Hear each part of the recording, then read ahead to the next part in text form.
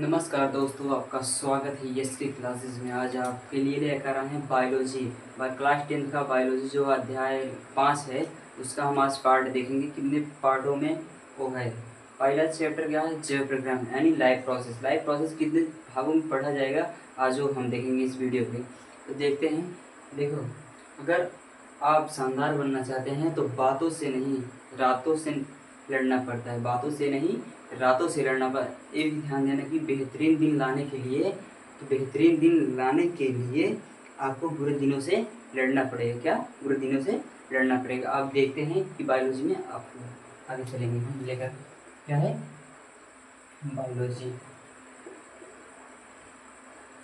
Biology अध्याय 5 यानी lesson 5 class 10। क्या क्लास 10 का हम देखेंगे बायोलॉजी अध्याय 5। क्या है लाइफ प्रोसेस यानी जैव प्रक्रिया। क्या है जैव प्रक्रिया। देखो, लाइफ प्रोसेस चैप्टर जो है लाइफ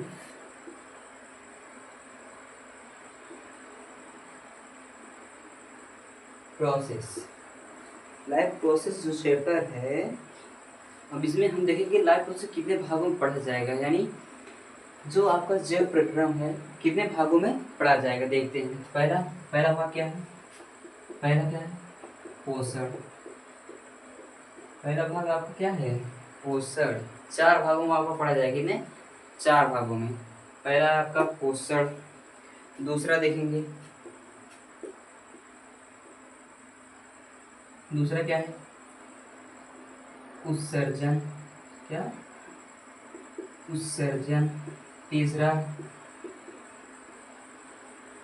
क्या है परिवहन। उसके बाद चौथा क्या है जिसको श्वसन बोलते हैं। क्या चौथा क्या है श्वसन। अब हम पहला पार्ट क्या देखेंगे कि पोषण। जैव प्रक्रिया कितने भागों में पढ़ा जाएगा 4। देख लीजिए कौन कौन सा। पहला पोषण यानी न्यूट्रिशन, ठीक। उसके बाद उत्सर्जन, परिवहन, श्वसन। ये आपके 4 भागों में पढ़े जाएंगे। तो हम पहला भाग देखेंगे कौन सा पोषण। अब देखते हैं पोषण किसे कहते हैं। क्या पोषण।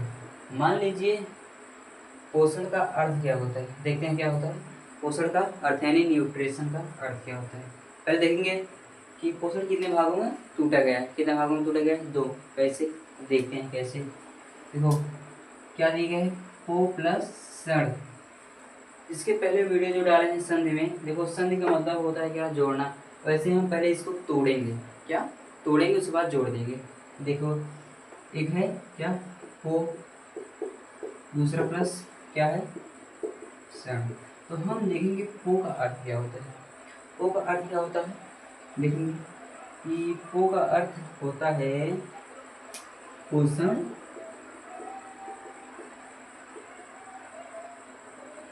क्या होता है पोषण तत्व। अब दूसरा देखेंगे षण का अर्थ क्या होता है। षण का क्या अर्थ होता है ग्रहण करना। क्या होता है ग्रहण करना। क्या होता है जो भोजन को ग्रहण करते हैं वही क्या है पोषक तत्व को ग्रहण करना ही क्या कहलाता है पोषण। कैसे पोषण उसे कहते हैं जो जीव पोषक तत्व को ग्रहण करते हैं। क्या जीव पोषक तत्व को ग्रहण करते हैं उसे क्या कहते हैं वो क्या कहलाते हैं पोषण कहलाते हैं। देखो पोषक तत्व को ग्रहण करना ही क्या कहलाता है पोषण। समझ गए। नोट पॉइंट देखिए कि पोषण को ग्रहण करना ही क्या कहलाता है पोषण तत्व को ग्रहण करना ही क्या कहलाता है पोषण तत्व। अब हम देखेंगे पोषण तत्व किसे कहते हैं ना। तो देखते हैं इतना समझ गए होंगे। तो आगे हम देखेंगे कि जैव प्रक्रम क्या होता है। जैव प्रक्रम क्या होता है तो जैव प्रक्रम देखते हैं हम। अब देखेंगे जैव प्रक्रम किसे कहते हैं देखते हैं। तो जैव प्रक्रम उसे कहते हैं जीवधारियों के शरीर के अंदर। क्या जीवधारियों के शरीर के अंदर होने वाली वह क्रिया को क्या कहते हैं? होने वाली क्रिया को क्या? शरीर के अंदर, जीवधारियों के शरीर के अंदर होने वाली क्रिया को क्या कहते हैं? जैव प्रक्रम। यानी हमारे जो शरीर में हर एक पार्ट काम कर रहे हैं ना, तो हम इसे क्या कहते हैं? क्रिया कर रहे हैं कि नहीं, उसे हम क्या कहते हैं? जैव प्रक्रम कहते हैं। ठीक, इतने समझ चुके होंगे। तो जैव प्रक्रम किसे कहते हैं? जीवधारियों में क्या देखते हैं? जैव प्रक्रम। जैव प्रक्रम जीवधारियों के शरीर में, जीवधारियों के शरीर में या शरीर के अंदर होने वाली क्रिया को क्या कहते हैं? जैव प्रक्रम। क्या कहते हैं? जैव प्रक्रम। क्रिया को जैव प्रक्रम कहते हैं। इतना समझ चुके हैं कि जैव प्रक्रम किसे कहते हैं। तो हम जैव प्रक्रम बताए ना, जैव प्रक्रम कितने भागों में पढ़ा जाएगा? पोषण। 4 भागों में पढ़ा जाएगा। पोषण पहला, दूसरा उत्सर्जन, तीसरा परिवहन, चौथा श्वसन। ये 4 पार्टों में आपका जैव प्रक्रम चैप्टर पढ़ा जाएगा। इतना तो आप लोग समझ चुके हैं जैव प्रक्रम। अब देखेंगे जैव प्रक्रम कितने प्रकार होते हैं। जैव प्रक्रम अब देखें जैव प्रक्रम कितने प्रकार होते हैं। तो जैव प्रक्रम कितने प्रकार होते हैं? 2। पहला अपचयी और दूसरा उपचयी। कौन कौन से? पहला अपचयी, दूसरा उपचयी। अब देखते हैं तो अपचयी किसे कहते हैं? क्या होता है अपचयी किसे कहते हैं? तो देखेंगे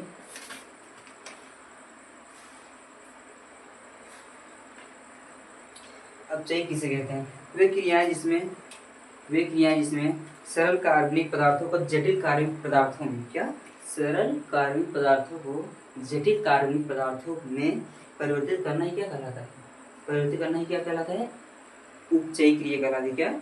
उपचयी क्रियाएं कहलाती हैं। कैसे? फिर समझेंगे। वे क्रियाएं जिसमें सरल कार्बनिक पदार्थों को जटिल कार्बनिक पदार्थों में परिवर्तित करना ही क्या कहलाता है? क्या कहलाता है? उपचयी क्रियाएं कहलाती हैं। जैसे प्रकाश संश्लेषण। क्या? जैसे प्रकाश संश्लेषण। क्या होता है? सरल कार्बनिक पदार्थों में जटिल कार्बनिक पदार्थों का मतलब परिवर्तित करते हैं। क्या कहलाता है? उपचयी। अब देखेंगे कि अपचयी क्रिया किसके क्या कहते हैं? उसका अपोजिट। अपचयी क्या होता है? उसका अपोजिट यानी उल्टा होता है। क्या होता है? उल्टा। तो अपचयी क्रियाएं देखते हैं। जैसे उसमें पहला था क्या कि जो सरल कार्बनिक पदार्थों को किसमें? जटिल कार्बनिक पदार्थों में परिवर्तित करता था। अब ये जो है जटिल कार्बनिक पदार्थों को सरल कार्बनिक पदार्थों में परिवर्तित करना ही क्या कहलाता है? अपचयी। जैसे श्वसन या पाचन। जो हम भोजन खाते हैं, ठीक, हमारी जो ये ग्रसनली है, क्या है? ग्रसनी। ये क्या है? ग्रसनी। जो हम ग्रसनी और श्वसन की क्रिया होती है, जो पाइप लगा है ना, तो उसका जब पाचन होता है किसमें? यहाँ पे जो पाचन होता है, तो इसे क्या कहलाते हैं? अपचयी। यही तो आपका श्वसन और पाचन क्या कहलाता है? अपचयी। अब देखेंगे कि शरीर में भोजन की आवश्यकता क्यों होती है। मान लीजिए शरीर में भोजन की आवश्यकता क्यों होती है, तो बताएं। शरीर में भोजन की आवश्यकता क्यों होती है? कि शरीर में टूटी फूटी कोशिकाओं को मरम्मत करता है। क्या? अगर भोजन हम न खाएं तो क्या हमारा शरीर फिट रहेगा? नहीं, फिट नहीं रहेगा। तो शरीर में भोजन की आवश्यकता इसलिए होती है कि शरीर में जो कोशिकाएं हैं उसकी मरम्मत होती है। और दूसरा क्या है? शरीर में वृद्धि। शरीर में क्या? पहला देखते हैं क्या कि भोजन की आवश्यकता क्यों है। भोजन की आवश्यकता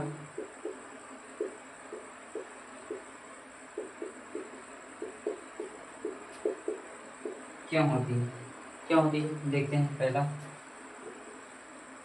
भोजन की आवश्यकता क्यों होती है, पहला देखते हैं कि शरीर में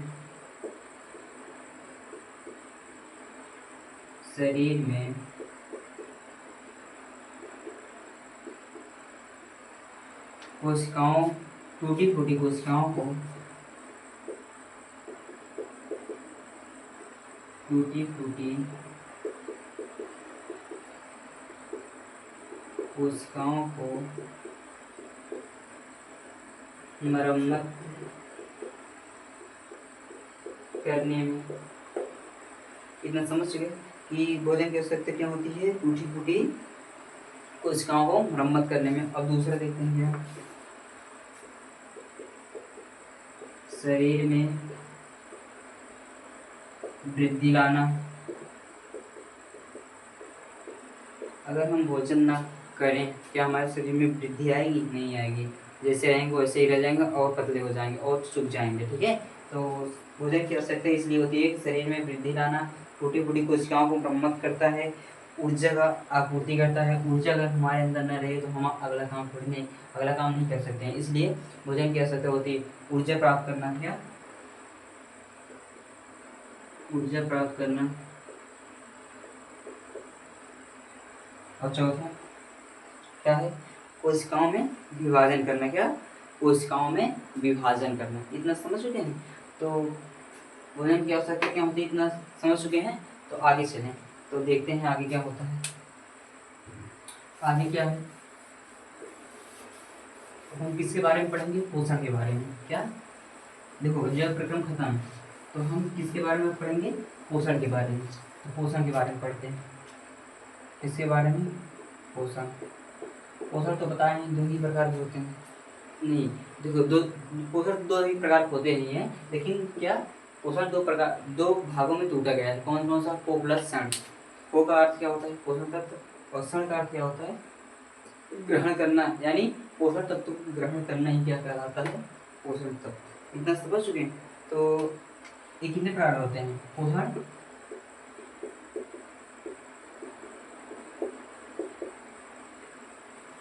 पोषण 2 प्रकार के होते हैं। कितने प्रकार के? पोषण 2 प्रकार के होते हैं। इतना समझ चुके हैं? तो अब हम देखें पोषण। पोषण में क्या होता है कि भोजन तत्व को ग्रहण करना ही क्या कहलाता है? पोषण। कैसे एग्जाम्पल देखिए।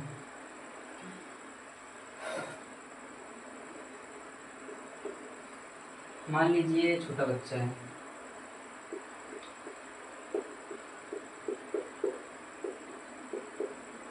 छोटा बच्चा है, अगर हम इसको क्या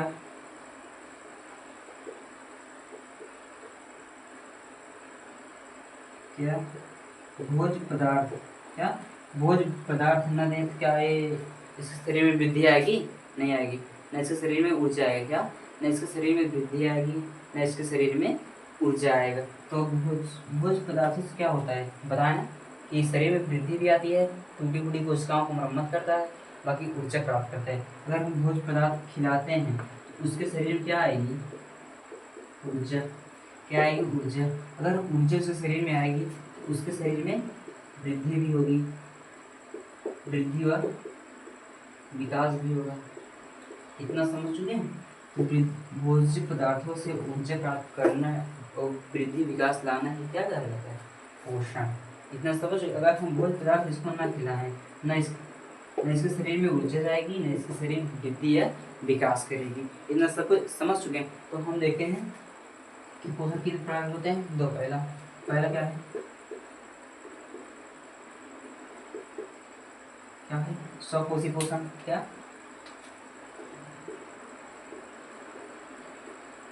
स्वपोषी पोषण। दूसरा क्या है? विषम पोषी पोषण। क्या? विषम पोषी पोषण। विषम पोषी पोषण। इतना समझ चुके हैं? तो अब हम देखते हैं कि स्वपोषी पोषण किसे कहते हैं। क्या? स्वपोषी पोषण किसे कहते हैं? जो भोजन जो जीव अपना भोजन स्वयं प्राप्त करते हैं। क्या? जो जीव अपना भोजन स्वयं प्राप्त करते हैं क्या कहलाता है? भोजन। क्या कहलाता है? स्वपोषी पोषण कहलाता है। क्या? कि जो जीव अपना भोजन स्वयं प्राप्त करते हैं क्या कहलाता है? स्वपोषी पोषण कहलाता है। तो आगे हम देखते हैं कि कौन सा जीव है जो अपना भोजन स्वयं प्राप्त करता है। क्या? जैसे पृथ्वी पर सभी पादप, क्या पृथ्वी पर सभी पादप क्या कहलाते हैं? अपना भोजन स्वयं प्राप्त करते हैं। पादप मतलब समझ रहे हो कि पेड़ पौधे अपना भोजन सूर्य प्रकाश से प्राप्त करते हैं कि नहीं? अपना भोजन स्वयं प्राप्त करते हैं, हम नहीं बना के देते हैं कि आप लोग खा लो, ठीक है? कि वो अपना भोजन स्वयं प्राप्त करते हैं। और विषम पोषी भोजन किसे कहते हैं? कि जो जीव दूसरे के ऊपर निर्भर होकर अपना भोजन प्राप्त करते हैं, जैसे हम लोग हैं अपने मम्मी के ऊपर निर्भर होकर भी भोजन प्राप्त करते हैं। अगर मम्मी बनाएगी तो भी खाएंगे, नहीं तो अपने अपने से बनाने में तो थोड़ा बहुत लगता है, इसलिए मम्मी बनाएंगी तभी खाएंगे ना, तो वो क्या होगा? विषम पोषी पोषण। तो इतना आप लोग समझ चुके होंगे, तो समझ लीजिए कि पोषण किसे कहते हैं, स्वपोषी पोषण किसे कहते हैं। तो आगे हम चलते हैं।